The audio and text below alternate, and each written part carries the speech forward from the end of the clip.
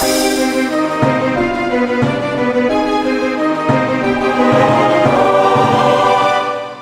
everybody, it's vanburman here. Welcome back to another video. Today we're going to be doing a build video, which I've not done before, so that's something new, I guess, for the channel.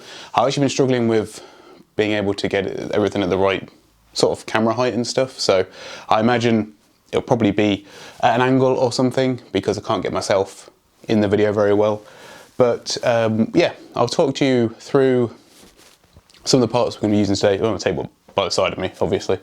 But this is, I'm not sure what the title of this will be. Something like my dream, dream gaming PC when I was at university, I guess, would actually be the sort of the realistic title. But I don't know how to make that sound more artsy. So yeah, we'll start with what we've got. So I sort of more bought this on impulse, I guess. I got it off eBay. I was looking for a 2600K, as you probably may already know at this point, may not do. It's a quad-core, 8-thread part, released by Intel, I believe in 2010, 2011, might have been the start of 2011. And that's what I thought I was buying. So I thought I was getting a 2600K, 4GB stick of RAM, and this Z68NA-G45 brackets B3 close brackets motherboard.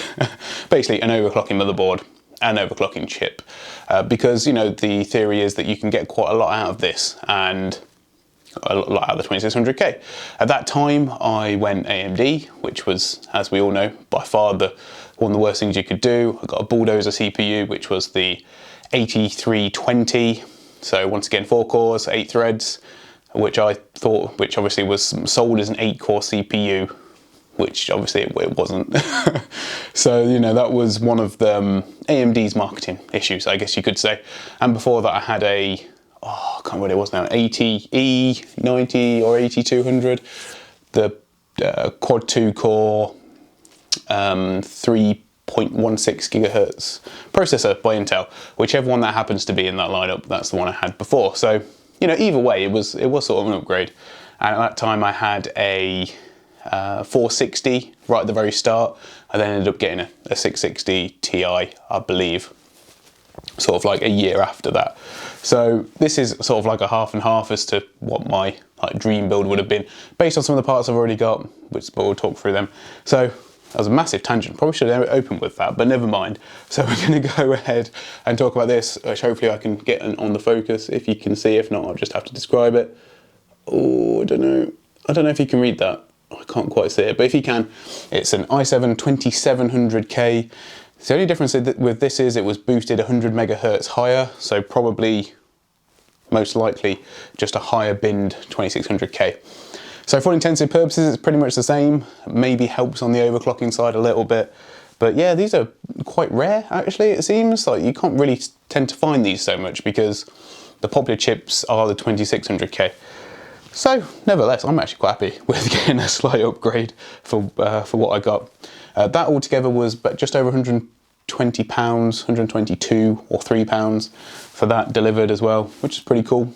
So, I had pretty good value, and I got an Intel stock cooler, which we won't be using today, but yeah, there it is. I'm sure you've all seen it with the copper slug in the bottom. Did clean it off, and I'll keep it just in case I have any issues with my other cooler. So I'll very quickly show you the motherboard. There's nothing too exciting about the motherboard. So it is as I prescribed. You can probably tell it on there. Although interestingly enough, which I didn't realise, is, I wasn't expecting it either, that it has SLI on this. An SLI for an M-ATX board, which I don't think we don't get that nowadays anyway, because, well, SLI is forever in our dreams. But also, you know, it's weird to have a smaller form factor with the SLI capability on there, because usually they're more seen on the actual ATX boards. I don't think there's anything else of interest. Like I say, it overclocks, and it's good for the RAM as well, because we got some pretty good RAM, which I'll go on to next. So these were kindly donated by a friend of the channel, Mr. Joe Tyson. He would have won't have seen yet in a video because it's not up at the time of recording this, but it might be at some point. And for this, we've got two 8GB sticks of 2133 megahertz DDR3 RAM, of course, because of well, obviously for the architecture, but very high speed RAM for that generation. So really, we're not going to be RAM limited, that's for certain. So I should also say, I have tested all of this beforehand. All the parts work, unless I break something. But I'm sure we'll be fine. So yeah, 3300 megahertz does run with the 2700K. The specs only go up to 1333. However, anything over that is classed as overclock. So whether that does impact on the overclock we can see on the CPU or not, I'm not sure. But yeah, just thought I'd make that point to everybody. The next part is, this is actually a drive. Oh gosh, wow. Oh, that got stuck. This is a drive I used to have, not the exact one, a very similar one. It's an OCZ Vortex 3. Is it Vortex 3? Yeah, only 120 gigs, but solid state nevertheless, so decent enough boot times and good for an OS. And I'm just going to be using a hard drive, which I've not got to hand, for storage really on the system. Makes the most sense, the most cost-effective way of doing it. That drive cost me £12 off of eBay. I don't normally recommend buying drives off eBay, but in terms of for the price, it was pretty good. So I can't complain.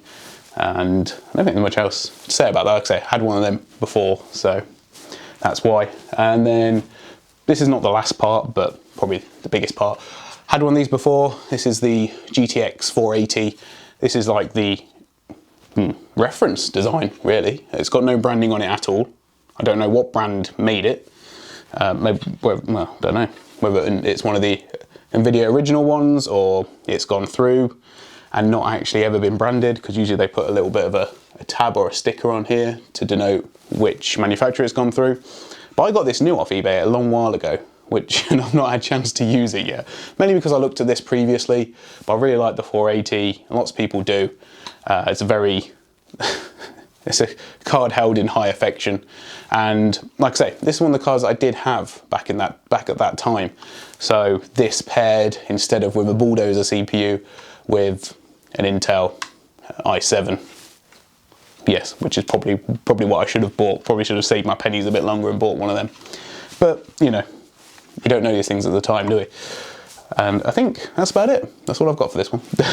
But yeah, looking forward to seeing how the 480 does, because I don't think the 480 is going to be the 480 is going to be the limiting factor in this one. Oh, let's not throw the CPU down. Actually, quickly go over the cooler. Managed to snag a Cooler Master Hyper 212 Evo. You're probably aware of this, one of the most iconic CPU coolers. One that I probably should have bought back in those days. Can't remember what I had as a CPU cooler. At some point later on, I bought a Noctua. But before then, no, I can't remember at all. So yeah, these are very good, as you know, bang for the buck, iconic bit of cooling from, well, especially this era. So 4 heat pipes, big 120mm fan. I'm hoping it fits in the case. That's the only other issue. I haven't spoke about the case yet. Now, this next one is not something I was actually planning on going in the build. This is a last minute addition. So this is a Corsair CX750F RGB. It's got a nice RGB fan on it. Now, why you would want an RGB fan on your power supply is a bit beyond me really, but it was an incredibly good price. So that's the main reason as to why it's included here. And I was going to put in an OCZ 650 watt power supply, quite an old one now, and one that I've been mainly using as a power supply to sort of fill up the water cooling components on my other computers. So it made sense to keep that one out and to not have it in a in a computer where I might be doing some quite heavy overclocking. So we went for this, and this one was brand new actually, first power supply I bought brand new for a very long time. Smack it, you know, smack it hard.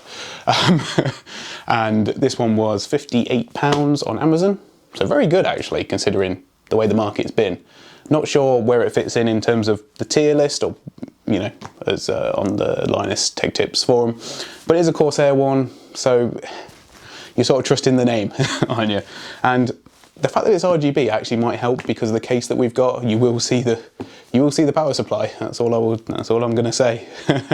But the only issue then is we don't have a RGB header for it on the motherboard, of course, because back then RGB wasn't a thing.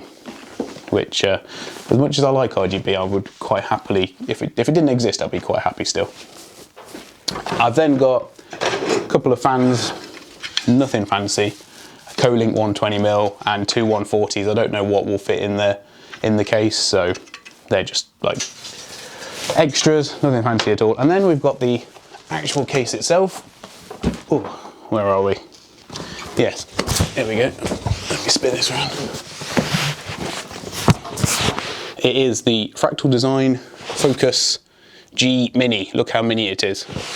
So small. I will quickly get it out of the box to show you.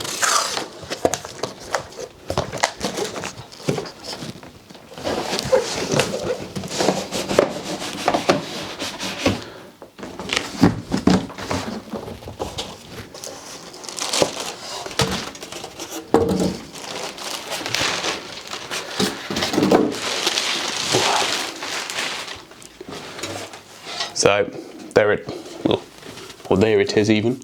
So it does actually have space for a DVD drive. It is new. This was also off Amazon. I think it was £34, £35. Yeah, and it's got USB 3 and 2, which is really nice. It's got front mesh with two 120mm with white LED fans. It's got a spot for two fans on the top.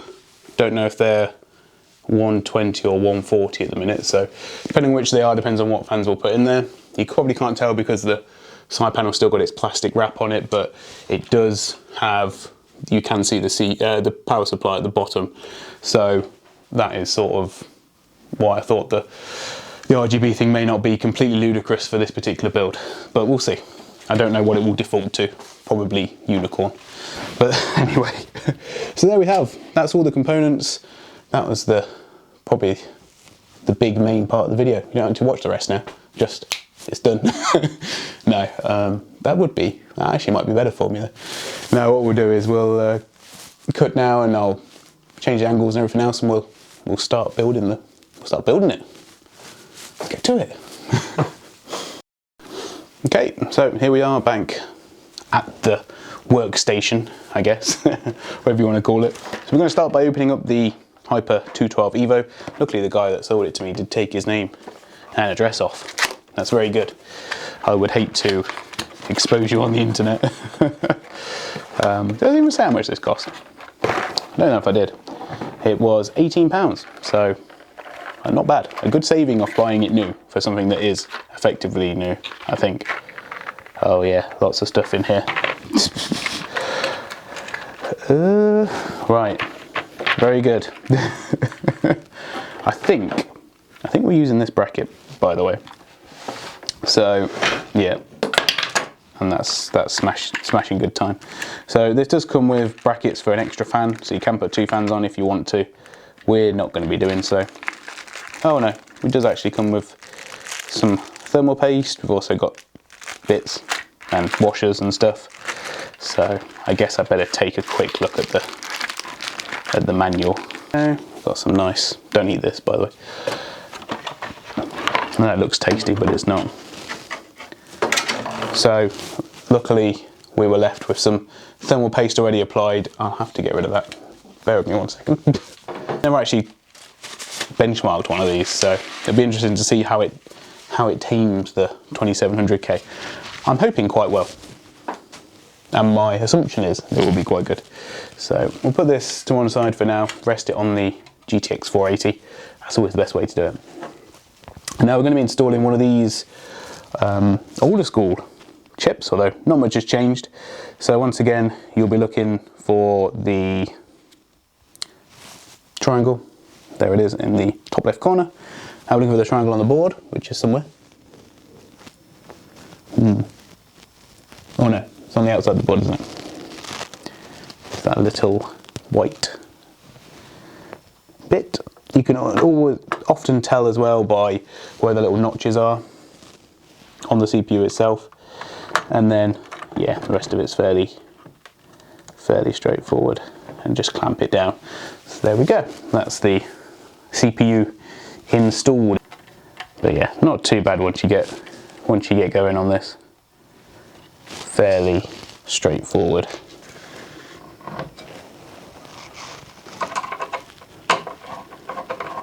Then it's just a case doing them up a few at a time. And I feel really relieved that we've made it this far, and despite the challenges, we now have something resembling a heatsink on top of a processor. That's what you want. And effectively we're just gonna screw down until we run out of resistance. Presume that looks okay, yeah. I didn't leave myself the most space. I should have moved some stuff to one side, really.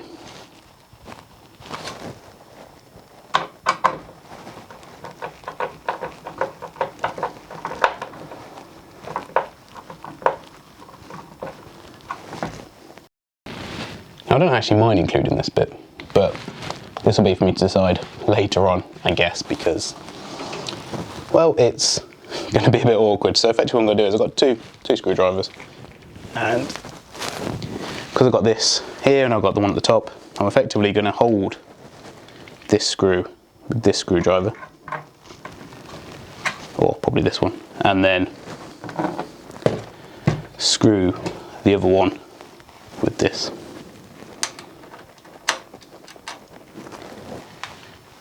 Or shall we do it this way around? There we go.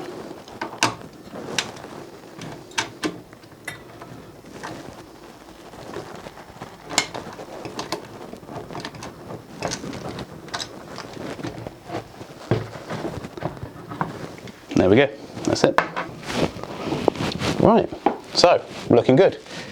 Let's have a look at the Vengeance RAM, which is very nice. I quite like the old style Vengeance RAM, it's very cool. Luckily we haven't got to worry about any clearance issues because the cooler is nowhere near, and in fact we could get away with having a second fan on this as well if we really wanted to. But that will depend on the performance and stuff. I'm not against putting a second fan in.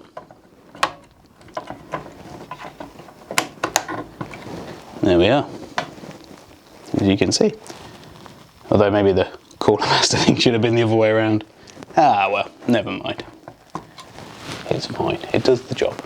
So that's really all we can do outside of the case.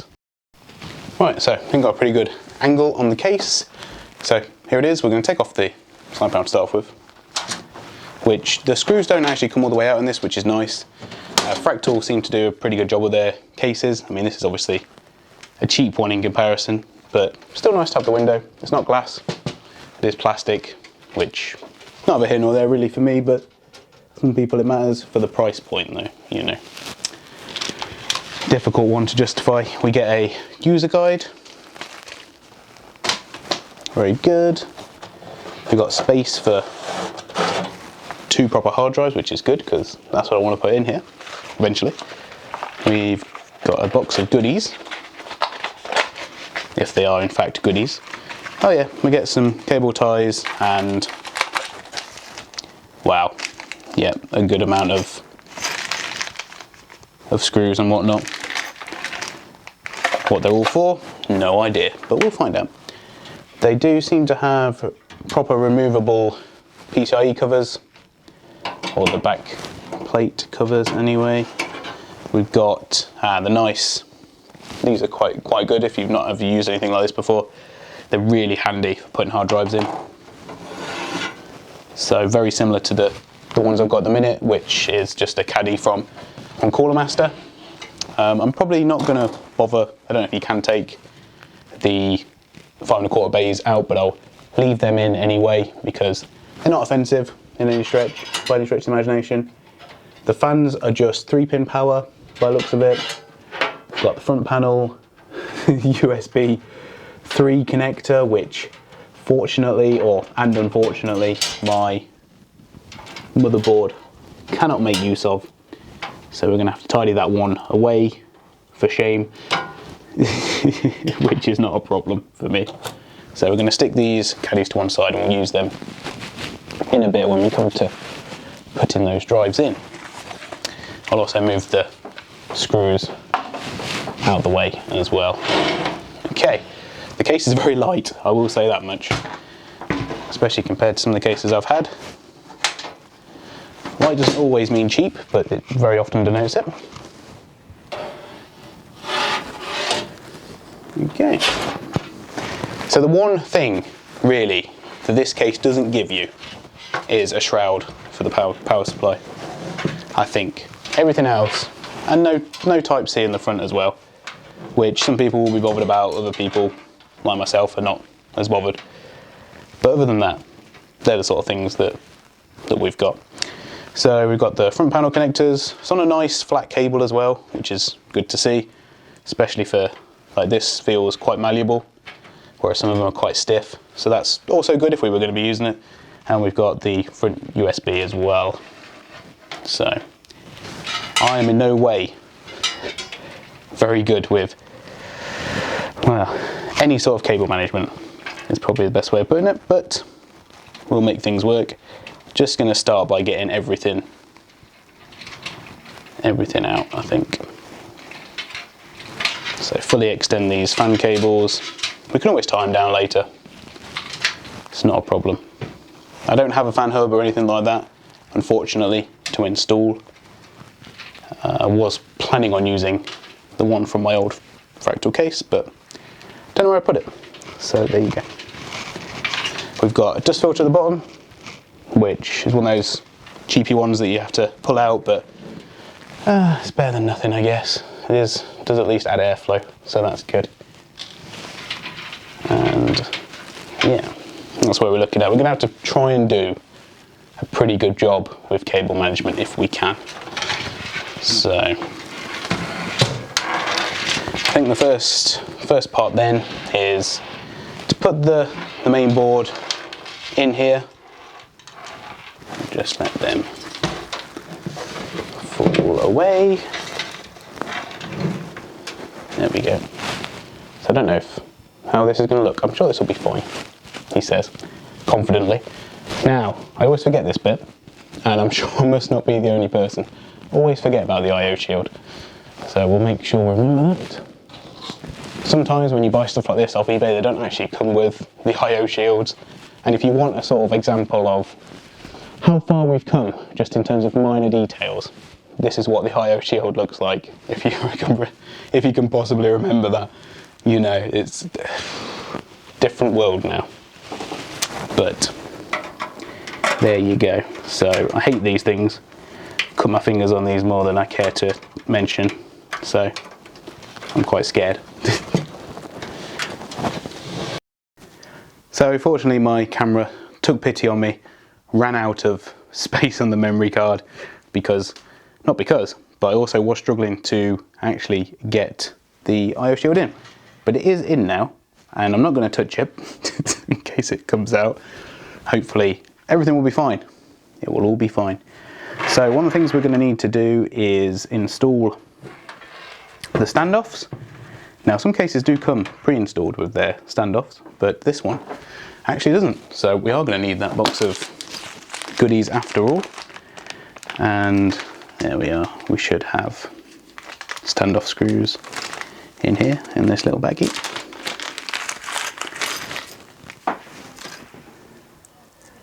So we're going to need many of these. So it does, once again, comes with a very similar thing that you get with the cooler. So just a little screw driver attachment so you can screw it down. This case takes MATX and ATX, so we will have to check the holes on this one to make sure we got it right.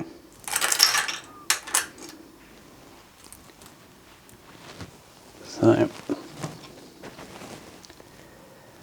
always good to do a bit of a test, work out where you're going to need your standoffs.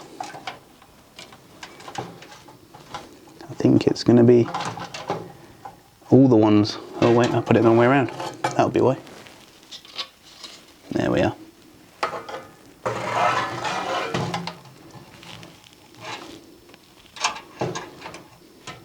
Yep. Yep. Yep. Okay.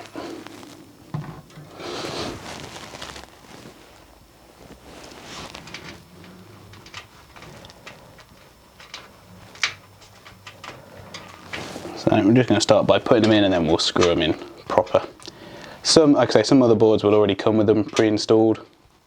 The other case that I have got all the other, actually I think every single case I've got previously had the ATX, in particular the ATX ones done for you.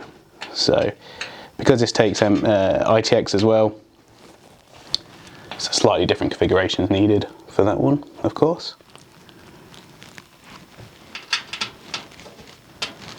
Whereas this one, as you can tell, takes up most of the slots.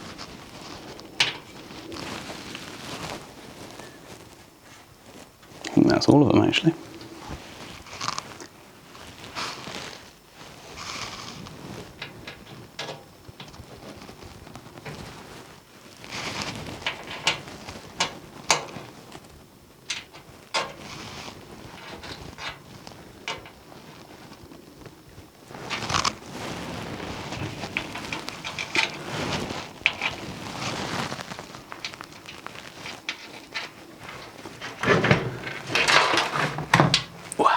Right, I'm going to get them all screwed in now, and then we'll put the motherboard in.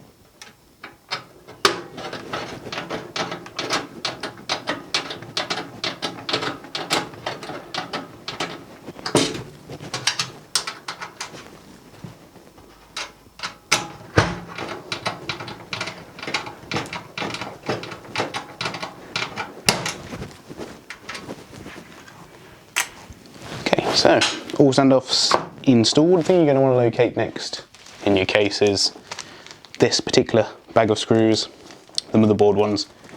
They are easily denoted by the fact that they have a more flat top. As you can see, quite broad head. Yep. And this motherboard, interestingly enough, has one of the, I can't remember what they're called now, but one of the middle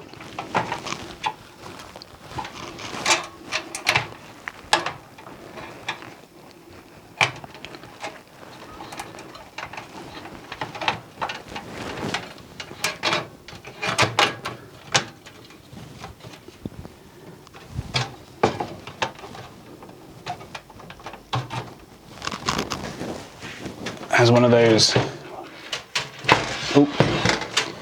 one of the screws that, I don't know, there is a name for them, I can't remember what it's called now, but if you look, you might not be able to see it, but just here underneath this RAM slot, where it actually will hold the board in place for you, which is really nice. So you don't have to, I mean, yeah, it gives you a chance to screw it in. I don't know how well it holds it vertically. It does, but yeah, that's not something I'm willing to test out today. Maybe another day.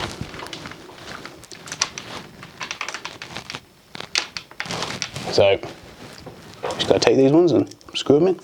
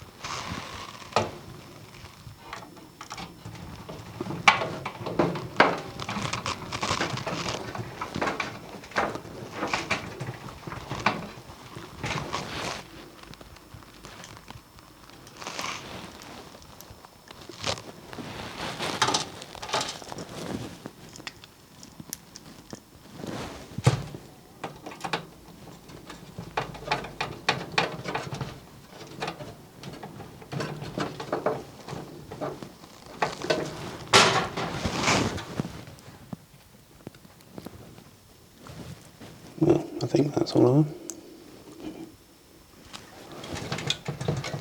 There you go. Even if it's not all of them, it's not going anywhere. That's the main thing. So I think it's a 120mm at the back here. So we'll look to put this Co-Link one in. Like that. So, yeah, should blow. Ooh. That's going to have to go on the other side. Yeah. No. Okay then. Well, I'll have to do some movement around, obviously, but we'll get it in there the right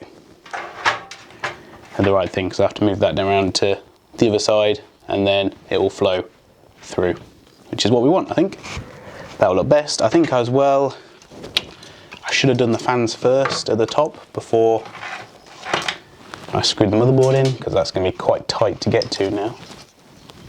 I don't actually know how we do get to it. Let's have a look. The thing is, once you've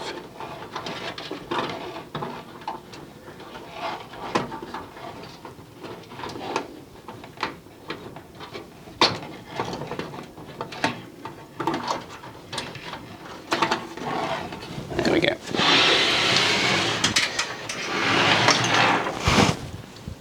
Once you've got them off, you can obviously put them through sideways.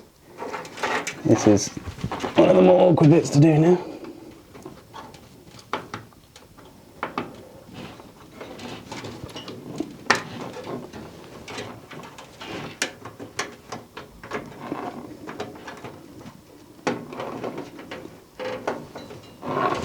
There we go. Probably didn't see any of that, did you? But there you go. You can do it. It will fit in there. That's the main thing. So here we are back. I've made the necessary amendments. Two 140s at the top, and they're very nice. The 120mm had spare at the back. Moved this fan around, so blow air in, out the back, and out the top as well. So I guess, I don't know, that seems to be the best way. Although I could have had the tops as intakes as well, but we'll see. It's nothing that we can't change around at a later date if need be. So I guess what we'll do now is run the power cables. So we'll start with the motherboard power, I think, which is here. Okay. Yeah, these ones are usually a little bit of a pain from time to time. And then we'll just slot it through there because there's nowhere else better for it to go, which is fine. I'm going to try and keep all the fan stuff together so that we can put them into a splitter, go into the motherboard, And we'll probably try and tidy down the motherboard power as well. That'll probably be one of the things we'll look to do. And yeah, so we've got SATA power as well, where they are going to come out from.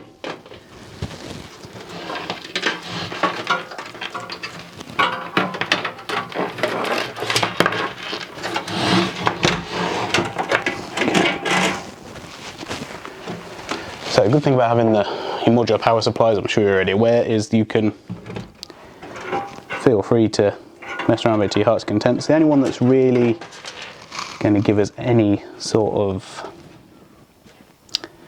problems will be the power ones, the motherboard ones, sorry, I should say. They're all power.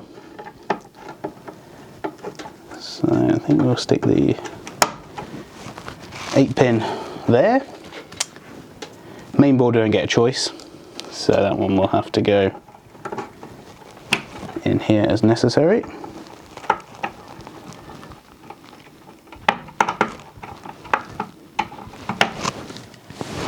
And yeah, and then our SATA one, how's that going to go in? Up, back and around, I think.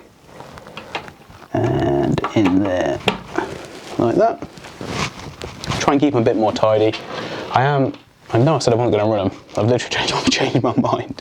Because what I would like to do is have these at the bottom underneath, I think.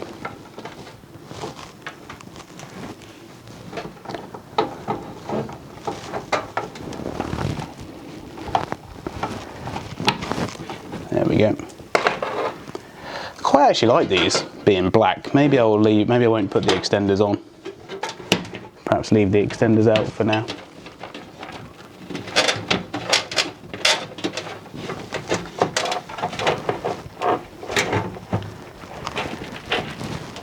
So yeah, a bit of a strange case really. It's got some stuff that's sort of really more modern comforts, and then we've got other stuff which is maybe not quite as nice. It would be like great to have the removable PSU shroud, but there you go, get what we're given.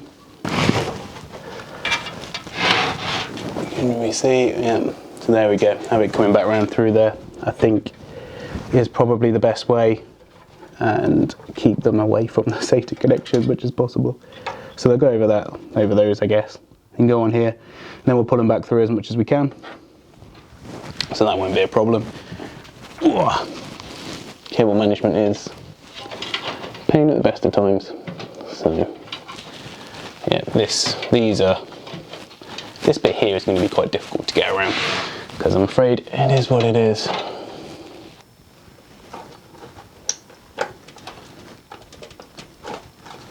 I'm only doing this for YouTube, by the way. I wouldn't bother normally. If this was not, I would yeah, just be done with it. I'd usually just stick the power connector in and then say, right, that's it, we're done. Because I hate these little fiddly ones. I don't think I can even see where we're going with this. So usually there will be something on the board. Let me, I will show you, and then I'll show you where I'm going to plug them in. And then I'm just going to do it, because it's really fiddly. So, let me zoom you in until it goes out of focus. There you go. So you can see it says JFP1, power, LED, power switch. I mean, they're all on these as well, which it won't focus on. But yeah, they're all on there. And then the JP F1, as you can see there, it's in that bottom right hand corner. And then 2 is in that one as well. So most of them are going to go in, or they're going to go into JFP1, which is that one right in the corner, which is right pane. So I'm going to do that, and I'll cut back to whatever the next step is. Right, some time later some time has elapsed. Lots of stuff has changed. I can't remember where we got up to. So basically, the camera ran out of battery, the light went out of battery, my microphone ran out of battery, and is still running out of battery. But I have charged it up a bit, so I've basically spent all my time doing cable management. So as you can see, I've tied these ones up together to keep them together as much as possible. Still not decided which way that's going to go. The hard drives are now in the caddies. They literally just slip on. Really good. Same ones as I had previously in my other case. Around the back is okay. I think the side panel will shut, but effectively there's not a huge amount of space, obviously, at all to hide stuff. So this was the best I could really do. Obviously, I've still got my power connectors for the graphics card to sort out. So yeah, we'll see. I've used some tie down points. I've got most stuff out of the way, and the key bit is, I think it's compactable. I think if we, you know, I think that side panel might go on. I don't know. We'll have to hope. It's not easy when, like, because this case is particularly thin. It's much thinner than, it's one of the thinnest cases I think I've ever owned, depth wise, I should say. Shallowest, there you go, on the shallowest case I've ever owned. So it's quite heavy now, you probably gather, but we're gonna do the key bit now, or probably one of the most important bits for me, I suppose anyway, is installing the graphics card. So it's simple as taking out 2 of these thumb screws without our thumbs.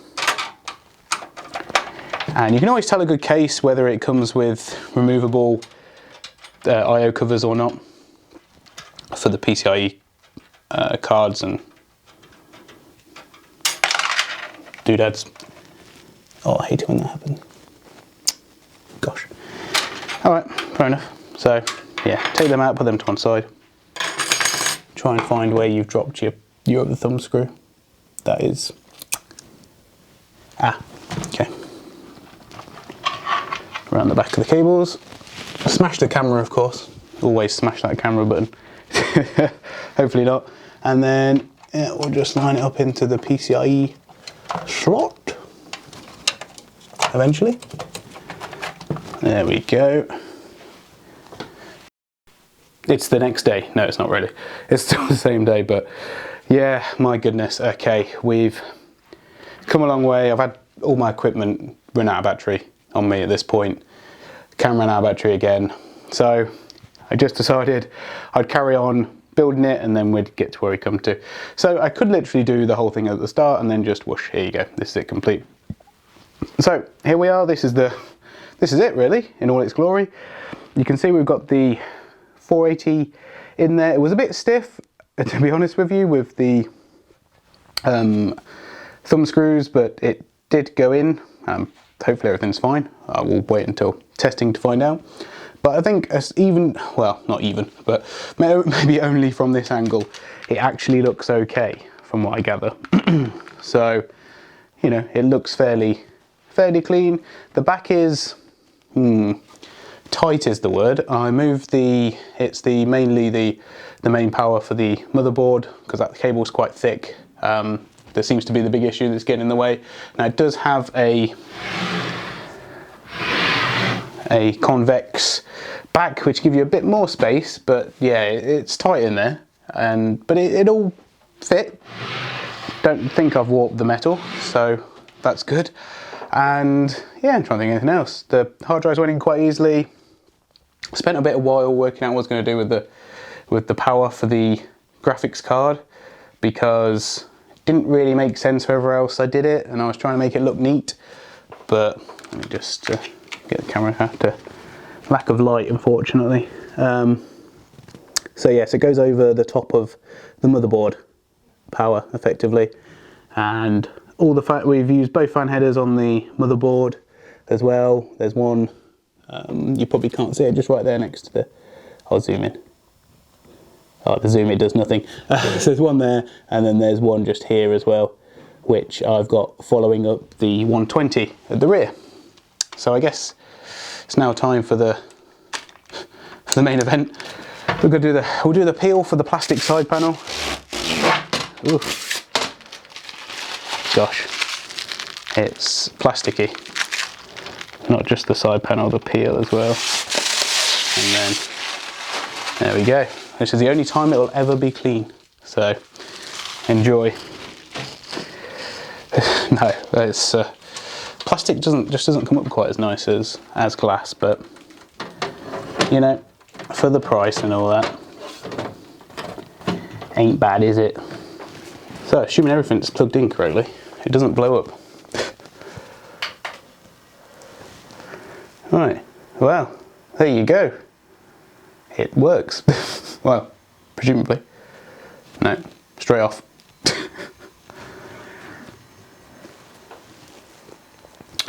So the lights on the top of the case are on, lights on the fan are on. It's cycling for some reason. This, I don't know what this RGB button does. Oh, okay, so you do get some modes. I have to have a look at the manual, see what there is. So it looks like you don't need to have necessarily an RGB header on your motherboard, but yeah, this is one of the few sort of times I could see a power supply like this being useful, but once again, you know, I would still much rather have had a little shroud over there personally. But no, I think it looks good. I think all the fans are working. It's not quiet. That's what I would say.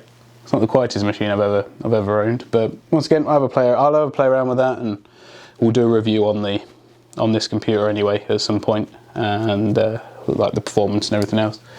But basically, it'll be whatever the GTX 480 can do. And I think I'm going to call it there, because if I don't, I'm going to run out of battery on something, or multiple things, or space on the camera, or something else. So apologies, this has been a horrendously long video, I'm sure, even if I've managed to condense it down. But yeah, you know, just a build video of me taking far too long to build a computer.